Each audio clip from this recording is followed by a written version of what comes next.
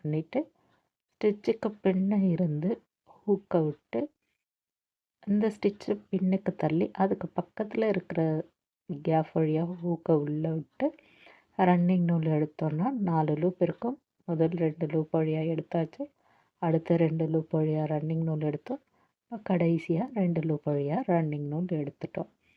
இப்போ அடுத்த ஸ்டிச்சு போடுறோம். இப்போ இந்த கேப் இருக்குது. இந்த கேப்பில் ஹூக்கை விட்டு இந்த ஸ்டிச்சை பின்னுக்கு தள்ளி பக்கத்தில் இருக்கிற அந்த கேப் வழியாக தான் நம்ம ரன்னிங் நூல் எடுக்கிறோம். 4 லூப் இருக்கும். முதல் 2 லூப்பில் எடுக்கணும். அடுத்த 2 லூப்பில் எடுக்கணும். அதுக்கு அடுத்து 2 லூப், மொத்தம் 3 தடவை ஒரு ட்ரிபிள் க்ரோஷேட்க்கு ரன்னிங் நூல் எடுக்கிறோம். இப்போ இந்த பேக் போஸ்ட் ஸ்டிச்சில் இந்த அளவுக்கு நான் போட்டிருக்கேன். இதில் லைன் எப்படி வந்திருக்குன்ட்டு பாருங்கள். இப்போ அடுத்ததாக இந்த கடைசியாக இருக்கிற இந்த ஸ்டிச்சில் ஒரு ட்ரிபிள் க்ரோஷேட் நார்மல் ஸ்டிச்சாகவே போட்டுக்கலாம். இப்போ இந்த லைன் போட்டு முடித்த பிறகு இது போல் தான் இருக்கும்.